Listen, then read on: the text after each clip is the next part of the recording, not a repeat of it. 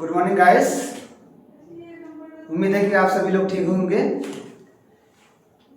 CTET के classes में मैं आप लोगों को आज गणितीय शिक्षण विधि के बारे में बताने जा रहा हूँ कि कुछ इम्पोर्टेंट गणितीय शिक्षण विधि है जहाँ से प्रश्न हर बार पूछे जाते हैं।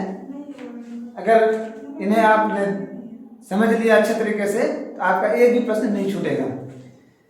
हमारे जो शिक्षण विधि है, मैंने कुछ खास 10 शिक्षण विधियों को चुन के लाया है और इन शिक्षण विधियों को मैं 2 वीडियो में आप लोगों को कंप्लीट बता दूंगा और एक भी प्रश्न नहीं छूटेगा। चलिए शिक्षण विधियों के बारे में जानते हैं। सबसे पहला शिक्षण विधि है मेरा विश्लेषण विधि, जिसे हम लोग क्या कहते हैं, एनालिटिक मेथड्स। दूसरा है संश्लेषण विधि, जिसको हम लोग इंग्लिश में कहते हैं सिंथेसिस मेथड्स। तीसरा है आगमन विधि, जिसे हम लोग कहते हैं इंडक्टिव मेथड्स। निगमन विधि, जिसे हम लोग कहते हैं डिडक्टिव मेथड्स। चौथा है मेरा प्रयोगशाला विधि, जिसे हम लोग क्या कहते हैं, लेबोरेटरी मेथड्स। अनुसंधान विधि, ह्यूरिस्टिक मेथड्स। समस्या समाधान विधि, प्रॉब्लम सॉल्विंग मेथड्स। परियोजन विधि, प्रोजेक्ट मेथड्स। व्याख्यान विधि, लेक्चरल मेथड्स। खेल विधि, प्लेवे मेथड्स। विचार विमर्श विधि, डिस्कशन मेथड्स।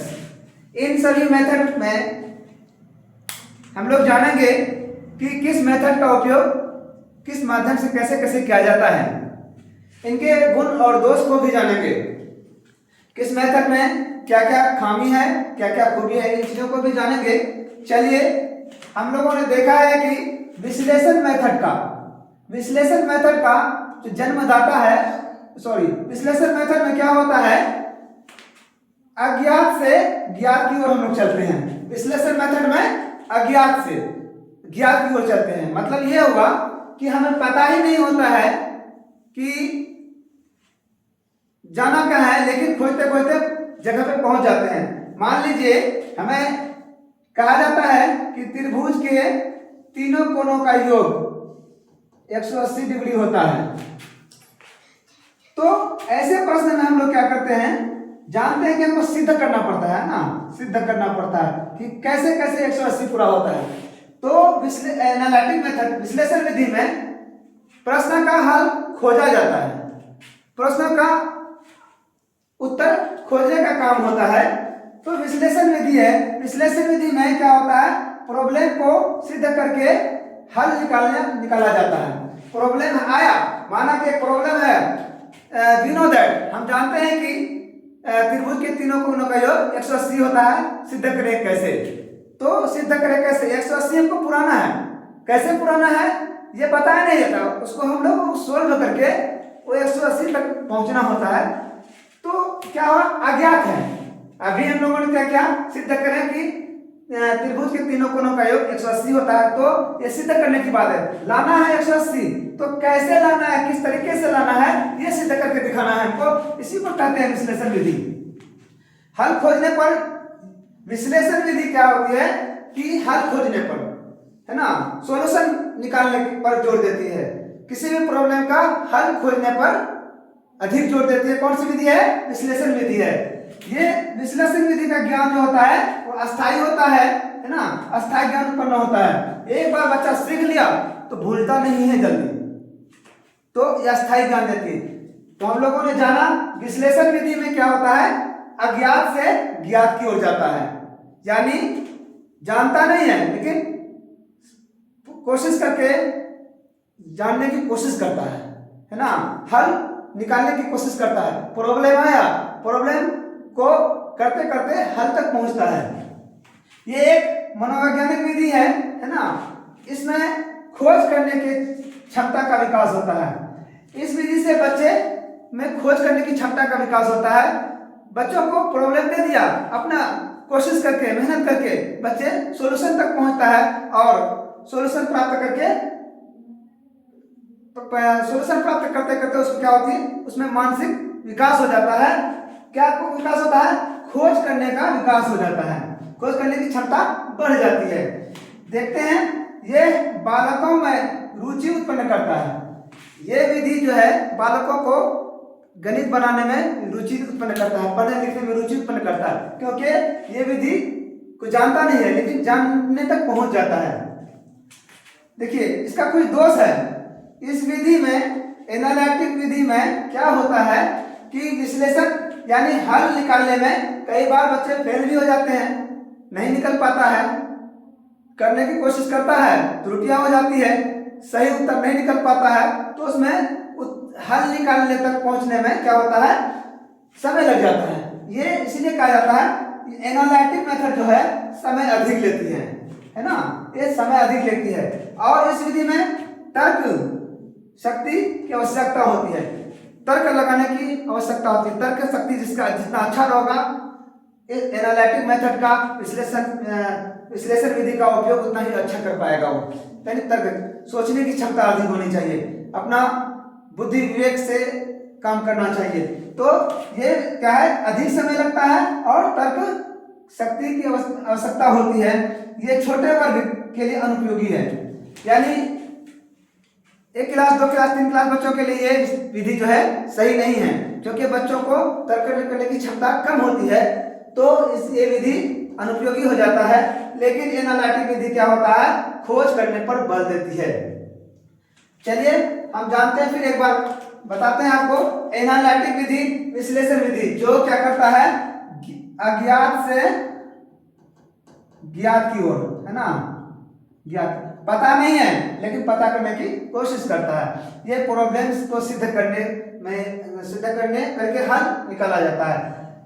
हल खोजने पर अधिक बल देती है, अस्थायी ज्ञान उत्पन्न होता है। यह मनोविज्ञान विधि है, इसमें खोज करने के क्षमता का विकास होता है। यह बालकों में रुचि उत्पन्न करता है ना, बच्चा ज्यादा से ज्यादा करने की कोशिश करता है, बोर नहीं होता है इस विधि के माध्यम से। यह अधिक समय लेती है, ये एक दोष है। हर जितने भी विधियां हैं, हर किसी विधि में क्या होता है, कुछ गुण होता है, कुछ दोष होता है। दोष का मतलब हुआ उसमें त्रुटि, कमियां। दोष का मतलब हुआ त्रुटि और कमियां। तो एनालिटिक मेथड में जो कमियां हैं, क्या है, वो अधिक समय लेता है और तर्क शक्ति की आवश्यकता होती है। हर किसी में तर्क करने की क्षमता होती नहीं, तो इसलिए ये विधि का उपयोग कम ही किया जाता है। खासतौर से छोटे बच्चों के लिए ये विधि अनुपयोगी है। आपसे यहाँ इससे पूछा जाएगा कि कौन सी विधि ऐसे है जो छोटे बच्चों के लिए अनुपयोगी है, तो आप सीधे तौर पे बता सकते हैं कि एनालिटिक विश्लेषण विधि क्या है, छोटे बच्चों के लिए क्या है, अनुपयोगी है। और आपको यहाँ से कई प्रश्न पूछे जा सकते हैं, पूछेंगे कि बताओ ऐसा कौन सा विधि है जो अधिक क्या हल खोजने पर अधिक बल देती है, तो विश्लेषण विधि है। चलिए हम लोग जानते हैं दूसरी विधि क्या है बच्चों, ये था मेरा पहला विधि। दूसरी विधि क्या है, संश्लेषण विधि, जिसे हम लोग सिंथेसिस मेथड कहते हैं। क्या कहते हैं, सिंथेसिस मेथड कहते हैं। जस्ट इनका क्या होता है, पूरक होता है। यहाँ में हम लोगों ने देखा अज्ञात से ज्ञात की ओर, ये जो है क्या है, ज्ञात से अज्ञात की ओर, जस्ट उल्टा है। यहाँ एनालिटिक में देखा है हम लोगों ने, याद करने का क्या कितना बेहतरीन तरीका है, इसका अंग्रेजी लीजिए। ए से एनालिटिक, अ से अज्ञात। एनालिटिक में पहले अज्ञात आता है और संश्लेषण में क्या होता है, सिंथेसिस में पहले ज्ञात आता है। एक चीज क्लियर हो गया, एनालिटिक अज्ञात, दूसरा आपको याद रहेगा ज्ञात से अज्ञात, उल्टा। तो ये ट्रिक के माध्यम से भी आप इसे याद कर सकते हैं। कहा जाता है कि छोटे छोटे खंडों से जानकारी प्राप्त कर प्रयोग किया जाता है संश्लेषण विधि में। छोटे छोटे खंडों में, जैसे मान लीजिए कि A बराबर B है, मान लीजिए घोड़ा बराबर हाथी है, तो इन सब चीजों को छोटे छोटे खंडों को लेकर के क्या करता है, जानकारी प्राप्त करते हैं और पता क्या कहता है, पता क्या जाता है, हाथी बड़ा है शेर से, तो ये जानकारी प्राप्त किया जाता है ना। छोटे छोटे खंडों से जानकारी प्राप्त करके, है ना, क्या कहता है, हल प्राप्त किया जाता है। सरल, है ना। हम a बराबर b जानते हैं, घोड़ा बराबर हाथी जानते हैं, तो हमें पता है कोई ना कोई मेथड जरूर होगा कि हाथी बड़ा है शेर से, तो इसको जानने की कोशिश करते हैं। सरल सरल और सूक्ष्म और क्रमबद्ध होता है। ये संश्लेषण विधि जो है सरल भी है, सूक्ष्म भी छोटा है और क्रमबद्ध तरीके से है। समस्या का हल जल्दी निकाला जाता है इसमें। और इस विधि में, संश्लेषण विधि में समय का क्या लगता है, कम लगता है, जबकि विश्लेषण विधि में समय अधिक लगता था। विश्लेषण विधि में समय अधिक लगता था और संश्लेषण विधि में समय कम लगता है। विश्लेषण विधि में हल खोजने पर अधिक बल दिया जाता है, जबकि इसमें समस्या का हल जल्दी प्राप्त हो जाता है। स्मरण शक्ति, स्मरण एक शब्द है जिसे जानना जरूरी है, हो सकता है बहुत लोगों को समझ में नहीं आता। स्मरण मतलब होता है मेमोराइज करना, याद करना। तो स्मरण शक्ति, याददाश्त का विकास होता है। इसमें क्या होता है, स्मरण शक्ति के विकास में सहायक हो जाता है, मदद करती है, किसी चीज को याद रखने में इसे हेल्प मिलता है। खासतौर से मंद बुद्धि वाले बालकों के लिए उपयोगी है। मंद बुद्धि ऐसे बालक जो सीखने में अक्षम है या कम सीख पाता है, जल्दी सीख नहीं पाता है, उनके लिए ये संश्लेषण विधि क्या है, बहुत ही उपयोगी होता है। अधिकतर गणित है ना समस्याएं इसी विधि से हल किया जाता है। प्रश्न पूछा जाएगा आपको सीधे तौर पे, कौन सा विधि है जो ज्ञात से अज्ञात की ओर जाती है, संश्लेषण विधि। कौन सी विधि है जिसमें अधिकतर गणित हल किया जाता है, समस्या को हल किया जाता है, तो क्या बताएंगे बच्चों, संश्लेषण विधि। पूछा जाएगा कौन सी विधि है जो रटने पर अधिक प्रवृत्ति पर बल देती है, तो आपको बताना है रटने की प्रवृत्ति पर बल देने वाला एक ही विधि है, वो संश्लेषण विधि है। और खोज पर कौन है, विश्लेषण विधि है। कहता अन्वेषण, अन्वेषण, अन्वेषण का मतलब होता है खोज करने का विकास, है ना। अन्वेषण का मतलब होता है, अन्वेषण एक कठिन शब्द है, सभी बच्चे सुन लो, यही सब मुश्किल वर्ड आपको सीटेट के एग्जाम में परेशान करता है। तो इन वर्ड का जो अर्थ है उसे आप जरूर याद कर लीजिए, आपको सीटेट के पेपर में बहुत ही हेल्पफुल साबित होगा।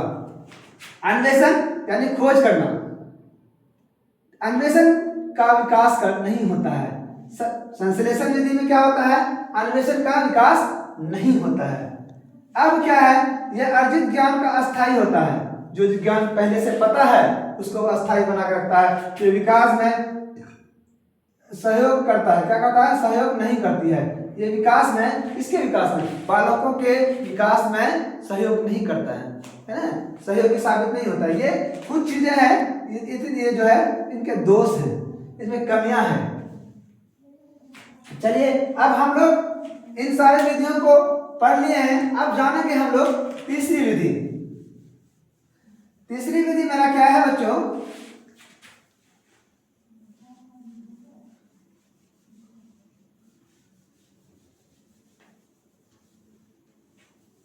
तीसरी विधि आपको मैं बता देता हूं कि पहला पढ़ लिए, दूसरा पढ़ लिए, पहला और दूसरा समाप्त हो गया, ज्ञात से अज्ञात की ओर और अज्ञात से ज्ञात की ओर, ये भी खत्म हो गया। अब देखिए तीसरी विधि है मेरा आगमन विधि। क्या है, आगमन विधि क्या है बच्चों, आगमन विधि, इंडक्टिव मेथड, आगमन विधि इंडक्टिव मेथड। अब सवाल ये आता है, देखिए अ और उ एक ही जैसा लिखने में होता है, तो आगमन विधि में क्या होता है बच्चों, पहले उदाहरण, उदाहरण, आगमन विधि में पहले उदाहरण और जस्ट इसका उल्टा है निगमन, है ना। क्या होता है, निगमन विधि, निगमन, निगमन में न आया तो न से बना नियम, नियम मतलब सूत्र।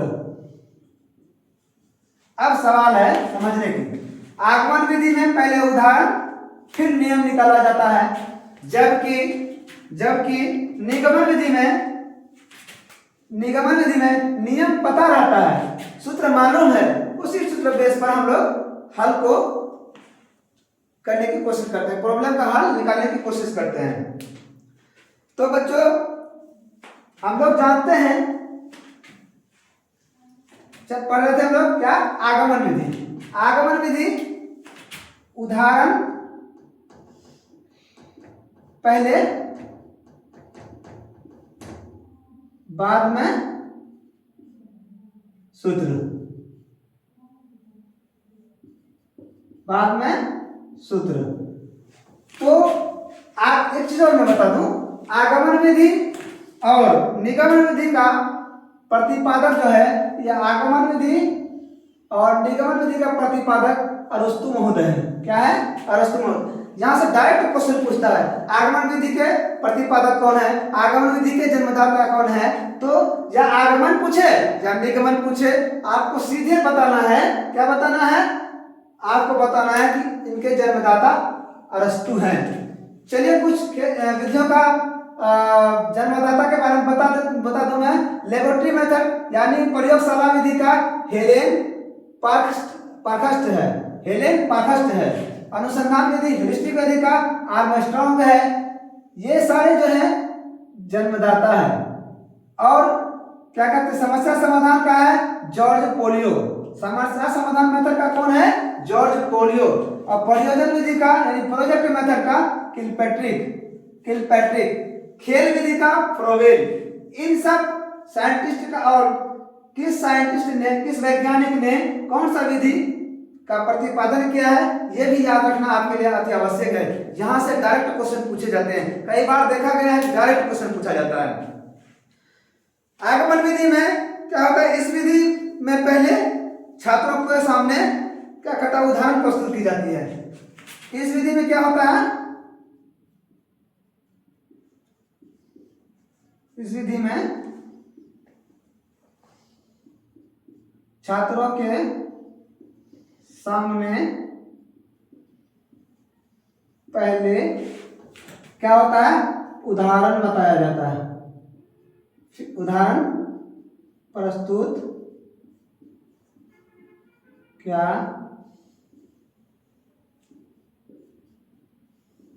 उदाहरण प्रस्तुत किया जाता है।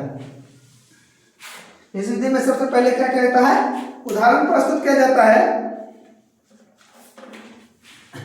उसके बाद क्या होता है, रखे जाता है। फिर उसके आधार पर नियम बनाया जाता है। फिर उदाहरण प्रस्तुत किया गया, पर उदाहरण के बाद क्या होता है, इसी के आधार पर, इसी के आधार पर नियम बनाया जाता है। क्या होता है, नियम बनाया जाता है।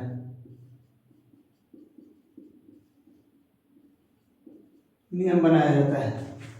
चलिए देखते हैं। इस विधि में 3 कार्य किए जाते हैं। इस विधि में कितने कार्य किए जाते हैं? इस विधि में मेनली 3 कार्य किए जाते हैं। इस विधि में 3 कार्य किए जाते हैं। कार्य किए, इस विधि में 3 कार्य किए जाते हैं। 3 कार्य में आपको मैं बता दूं कि इस विधि में 3 कार्य कौन कौन होते हैं। ज्ञात से अज्ञात की ओर अब सवाल आता है। संश्लेषण विधि में बताया था नंबर 1 में, ज्ञात से अज्ञात की ओर, ज्ञात से अज्ञात की ओर।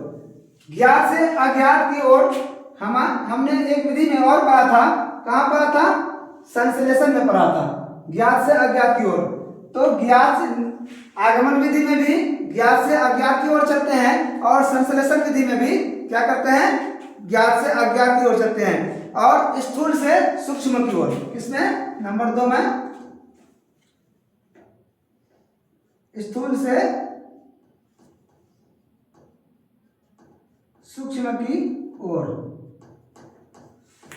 बच्चों आज का वीडियो यही समाप्त किया जाता है। तीसरा विधि आप लोग कमेंट में करें, कमेंट में डालें। तीसरा जो ऑप्शन है आप लोग क्या करें, इसको कमेंट करें। बाकी आज मैंने आप लोगों को नंबर 1, नंबर 2, नंबर 3 तीन विधि पढ़ा दिया। बाकी चारों विधियों का विश्लेषण कल आपको क्लास मिल जाएगा, इनका वीडियो अपलोड हो जाएगी। आप लोग तीसरा विधि जो निगम आगमन विधि का तीसरा कार्य है, इसे कमेंट जरूर करें आप लोग, मुझे इंतजार रहेगा आप लोगों को। अगर जो लोग देखेंगे तो वो लोग जरूर इसे कमेंट करेंगे। Thank you.